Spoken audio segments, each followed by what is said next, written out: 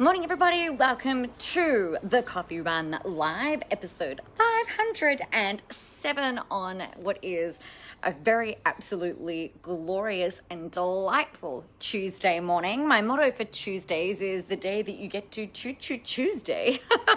How it is that you want to feel, how it is that you want to be, and actually create the life that you really want to live, which I think is the whole point of why we're doing what we're doing, right? Is so that we get to live the kind of life that we want, the kind of lives that we deserve, and the kind of have the kind of experience that we really, really want.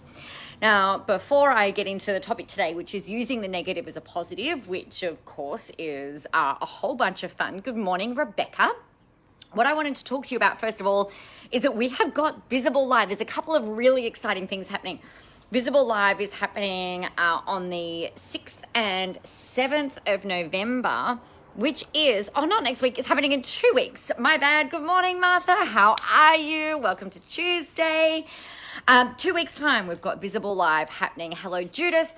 And it is the most fun that you could possibly have, pulling all of these ideas out of your brain, pulling them into a really strong framework, and actually being able to do what you want to be able to do. Now, which is, of course, market in a way that you want to be able to market yourself. Now, I'm just going to take you into my office for a second and show you what you'll walk away.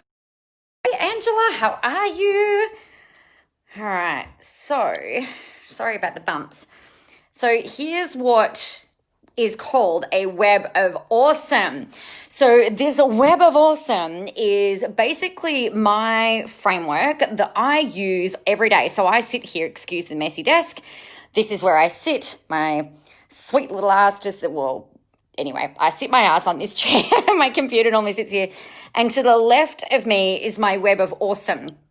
Now, a web of awesome, yes, it is Judith. I've got hat hair happening today with a hint of pink in there, just a little bit of a pink toner, but I'm outside. I'm not outside right now. I'm about to be outside in about 3 seconds. 3, 2, 1. Here we go. And yes, so we're sitting outside, so I've got my hat on. So back to blonde. I've missed being blonde. I really enjoy being blonde. It makes me very, very happy. So, except when it's like not yellow. Not yellow blonde is good. Just like white blonde is very good. I'm very happy about being white blonde. So, anywho, the web of awesome, like I just showed you, is, okay. Oh, what a bugger. Visible Live, Gold Coast. Well, I did announce, I didn't announce publicly. I did it in the group yesterday.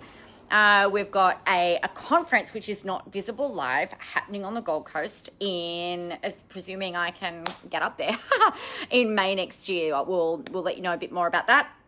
But Visible Live is happening in 2 weeks' time.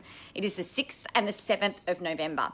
Now, what is happening is you get to I'll teach you how to build your own web of awesome. So what this web of awesome does for me is it gives me the framework, essentially, of 1,000,000,001 content ideas. It forms the basis of every free thing that I possibly create. Yes, Martha, happening in May. I'm so excited. And provided we can absolutely travel everywhere, it'll be up on the coast. So very exciting. Your web of awesome, what people have done with this is they've written books from it. They have produced courses from it. It's how we produce our free things. It's how we have 1,000,001 content ideas so that you're never, ever, ever, ever, ever, ever, ever stuck for things to say on live streams and through your marketing and things like that. But most of all, what it does is it pulls your genius out of your own head and builds it into a framework that you can use every single day in your marketing and your content creation. And obviously what that does is it gives you that sense of certainty that you're always on message and that you're always on track. And actually the other really cool thing about it is that it makes you stand out as being you. It captures your thoughts, your brain, your intellectual property, and puts it in such a way that nobody else, there is no one else in the world that does the things that you do in the way that you do it. So this kind of pulls all of that stuff out and then puts it all into this really cool framework for you to be able to use on a daily basis. So that is the 6th and the 7th of November, 2 weeks' time. The link to get your butts into there is nicolamoraz.com.au/rockstar, because of course, I just dropped a thing. Of course, you will be seen as you'll be more visible, and you will absolutely be seen as the rock star of your industry, and you are amazing, and I can't wait for the world to see you in all of your absolute glory. So that is that. On to the topic for today, though. I wanted to talk to you about this, the way that we're kind of conditioned, right? We're conditioned as humans, as people, right from it. Oh, look at that. That's a little bit better, isn't it? A bit of a better, less glary view. We're conditioned to try and look at the positives all the time. And I actually think it's a good strategy. But sometimes it can be tough to, I guess, reframe our minds from the negative shit that we don't want into what it is that we want. So what I wanted to talk to you about today is using this negativity, and we'll talk about it, this negativity as a pivot point. So a lot of people that I talk to, they'll tell me, oh, look, I'm really tired and I know that I shouldn't feel this way. They'll say, look, I know I'm really overwhelmed and I know that I shouldn't talk about that. They'll say, I'm really worried about not making any money and I don't know what to do about it, but I know I shouldn't really think like that. I talk a lot about being positive and positive framing stuff and reframing. But one of the things that can be very, very helpful from a mindset perspective is to actually use these perceived negative things, negative thoughts, negative beliefs as a pivot point for creating positive impact and positive change. So, for example, if you're I know for me, one of the negative things that I could think about is with my body, for example, I don't want to have skinny spaghetti arms, right? I've had skinny spaghetti arms for my whole entire life. And I'm like, right, I don't want skinny spaghetti arms anymore. So skinny spaghetti arms to me, for my body, not for you. This isn't a judgment on anybody else. This is just for me. I don't want to have skinny spaghetti arms. So that could be, and I perceive on me skinny spaghetti arms to be a negative thing, right? Because I don't want them. It's like, my nose is really itchy. Sorry, you guys. Not COVID. It's just a bit of hay fever or something. I don't know. It's a bit weird. Skinny spaghetti arms is like the worst possible thing that I could want. Whereas, sometimes I used to think about, hey, Olivia, all right, well, what is it that I want? I'm like, well, I don't know what I want, but I really do know what I don't want, right? And so in the spaghetti arm scenario, you could go, all right, I really don't want to have spaghetti arms. So what is the opposite of that? If you don't want to build team in your business, then what is it that you do want? If you don't want to be traveling around the country, let's say that you don't know really what it is that you want to build in terms of your business or what the impact that you're going for might be, you can take a look at the things that you don't want. So I don't want to be busy. I don't want to work with needy, whiny, whingy clients. And I actually don't like that. I don't even have clients these days that even come into my world that are like that. But way, way, way back when I was growing my business and I was just like, yep, I can help you. And I could help them. Sometimes the client selection process, I wasn't vigilant around my boundaries, right? Because I really believe that even if somebody was a little bit needy and kind of high maintenance and whatever, I was like, oh, no, I can still help them. And I would kind of push down some of the instinctual feelings around, maybe there's somebody better out there for that particular person. And what I found was not all of them, but there were some people that kind of slipped through the cracks, and they're always the clients that kind of go a bit haywire and a bit funky. And I'm sure you guys have had this experience as well, where we really like to believe the best in people, right? But sometimes things just go a little bit pear-shaped. And so one of the things that I know for me that I really don't want is needy clients. I don't want needy, whiny clients. I want clients who are like, okay, this is what's going on. This is what I need help with. What do I need to do? And, you guys are really, you're implementers. You're resourceful in the way that you think. You're amazing. You're intelligent. You're funny. You're gracious. You're kind. You're respectful. you're complete badasses and getting even more badassery as you grow and expand and change and evolve and become more you in what it is that you do. But I was like, right, well, I really don't want that. So, who do I want? I think a lot of the time, one of the things that I was thinking about with this, as I was preparing I was journaling about this morning, and I was thinking about the contrast, and I'm thinking, all right, well, a lot of people, and I was talking with a client about this last week. She's like, I just don't even know really what I want. I'm like, okay, cool. So what don't you want? I don't want to have to work 25 hours a day. I don't want to work weekends. I don't want to work with horrible people. I don't want to work with, there we go. That's a bit less glary. The sun moves so quickly out here, you guys. It's ridiculous.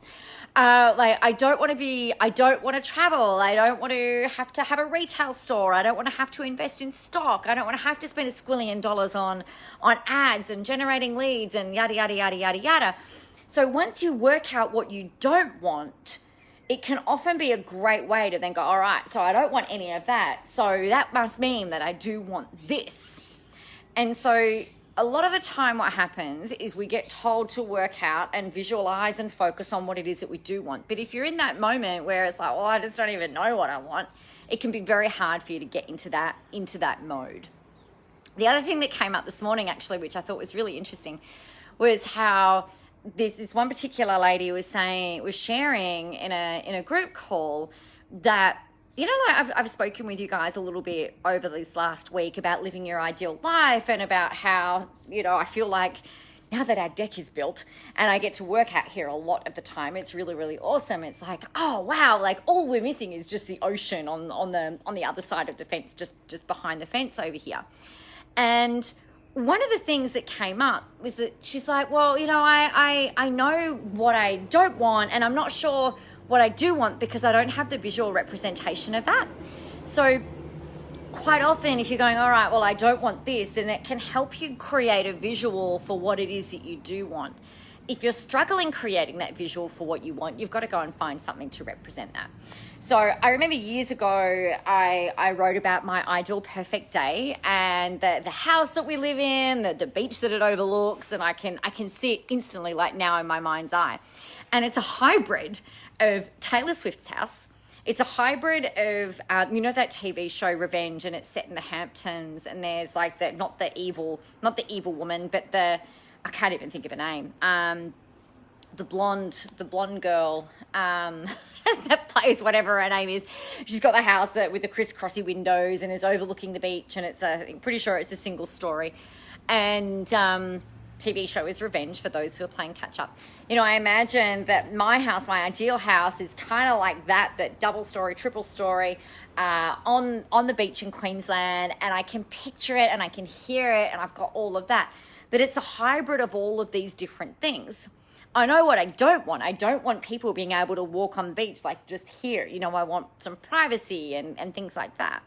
But again, it's that working out what I didn't want to then be able to go, all right, so what I do want might be something like this, and then going and finding those representations so that I could build a bit of a picture of it in my head. So let me know that this is making sense. So the big thing that you need to be able to demonstrate in your marketing, the big thing you need to be able to create for yourself if you really want to try and drive some of that forward momentum and that forward propulsion, forward motivation, is we've got to have contrast. The opposite of contrast is flat, right? So if you're feeling a little bit like, well, it'd be nice to grow a business, but I don't really care. If you don't really have any kind of a strong drive, then it's very easy to go, whatever. I'm not really bothered by it. But when you've got contrast, so contrast is showing two polar, almost like polar opposites, right? And you need to be able to show this in your sales processes. You need to be able to demonstrate this in your marketing as well. And we do that through problems and solutions. So the contrast, if you don't decide to market yourself, if you don't decide to pull these cool ideas out of your brain and create your own intellectual property and really grow and build your rock star positioning so that you're seen as an industry expert, so that you're seen by your ideal clients as somebody who is amazing and brilliant and insightful and generous and chock full of advice and amazing things, then your marketing is likely to fall flat, right? And then what we know is that if your marketing's not working, then you're not going to be able to make any sales. And if you're not making sales, you don't have a business. And if you don't have a business, you're not a business owner. And then you go back to being an employee, right? So that's kind of like that contrast. On the other hand, you do work out how to market yourself and position yourself as being different, to cut through the noise and all of that, so that you are seen by your ideal client as somebody who is providing solutions, providing advice, being real, being a bullshit slayer in what is an internet filled with bullshit, let's be honest. So if you're able to do that, then you're able to market yourself, then you're able to make sales, and you're able to make money, then you're able to continue to grow your positioning. You're able to help more people. You're able to then have the freedom, the choice, the flexibility, and the lifestyle that you really want. That's over here. By contrast, if you don't do that, then you're headed for despair, right? On the other side, if you do it, then you're headed for success, or you're more likely to achieve the success that you want. So showing that contrast is important to other people for them to be able to see this with your marketing and with your sales. But also it's important to create for yourself that internal propulsion in order for you to go and chase after what it is that you want and to be able to get what it is that you want. So use these negative things. And I think that way, rather than beating yourself up, because I think this is the thing that happens. People beat themselves up. They're like, oh my God, I slipped into this negative vortex, or, self-doubt is rife, or, I just don't know how to get past this. I just don't know how to get through this. I'm stuck at an income ceiling. I'm stuck at a marketing ceiling. I can't generate leads. I can't do this. I can't do that. What's the opposite of that? And if you can work out what the opposite of that is and start driving to that, work out what you don't want to work out what you do want. Work out what you're not liking so that you can work out what you do like. Use this negative, some of these negative mindset type things to really kind of push you and accelerate you up. Because if you don't use them, well, it's kind of like having, needing to stoke your fire and having wood sitting there, and you're like, yeah, I'm not going to use that wood to stoke the fire because of XYZ reason. If you've got the fuel there, then use it for fuel, use it for good. Don't just let it sitting there, rotting away like a pile of wood, getting wet, getting mossy, and then it's not going to burn. So use all of this stuff to your advantage rather than just kind of letting it, sit there not doing anything. So that is my advice to you today, is to use the contrast. Use the contrast for yourself. Use the contrast for your marketing, use the contrast in your sales, using the contrast in your live streams, in everything that it is that you're doing to get you up and out there and doing the things that you know that you need to do. So that is what I have for you on this fine Tuesday morning. If you have any questions about this or Visible Live or anything else that is happening, be sure to let me know. You know where to find me, and the link for Visible Live, of course, is nicolamoras.com.au/rockstar, because that is how you're going to be seen in the marketplace, and I can't wait for that. So on that note, my friends, get about choosing, having an awesome day. Hello, Carmen. Get out there, go help some people, have a whole ton of fun doing it, and remember that the world is ready for your brand of awesome. You guys rock. I'll see you tomorrow.